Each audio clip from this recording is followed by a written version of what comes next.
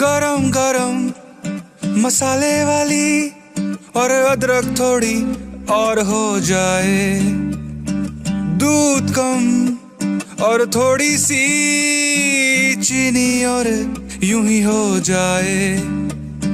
धीमी धीमी आंच पे ना चाय उबल जाए, लंबी लंबी चुस्कियां जब महफिल जमवाए ये चाय।